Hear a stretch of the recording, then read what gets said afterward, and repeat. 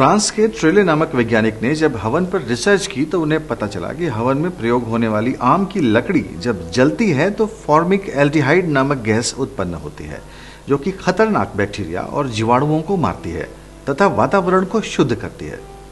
इस रिसर्च के बाद ही वैज्ञानिकों को इस गैस और इसे बनाने के तरीके का पता चला।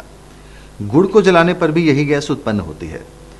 टॉटिक नामक वैज्ञानिक ने हवन पर की गई अपनी रिसर्च में यह पाया कि यदि आधे घंटे हवन में बैठा जाए अथवा हवन के धुएं से शरीर का संपर्क हो तो टाइफाइड जैसे खतरनाक रोग फैलाने वाले जीवाणु भी मर जाते हैं और शरीर शुद्ध हो जाता है। हवन की महत्ता देखते हुए राष्ट्रीय वनस्पति अनुसंधान संस्थान लखनऊ के वैज्ञानिकों ने भी इस पर एक रिसर्च की। क्या वाकई हवन से वातावरण शुद्ध होता है और जीवाणु नाश होता है अथवा नहीं? उन्होंने ग्रंथों में वर्णित हवन सामग्री जुटाई और जलाने पर पाया कि ये विषाणु नाश करती है।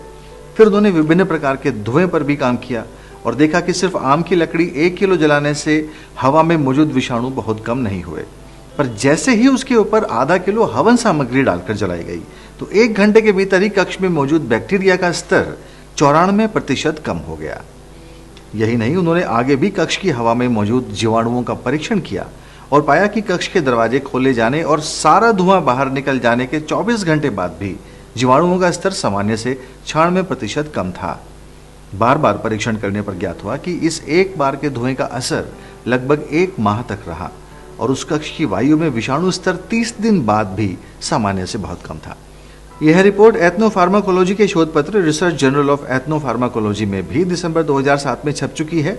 रिपोर्ट में लिखा गया है कि हवन के द्वारा न सिर्फ मनुष्य को नुकसान पहुंचाने वाले बैक्टीरिया का भी नाश होता है, बल्कि वनस्पतियों एवं फसलों को नुकसान पहुंचाने वाले बैक्टीरिया का भी नाश होता है, जिससे फसलों में रासायनिक खाद का प्रयोग कम हो सकता है।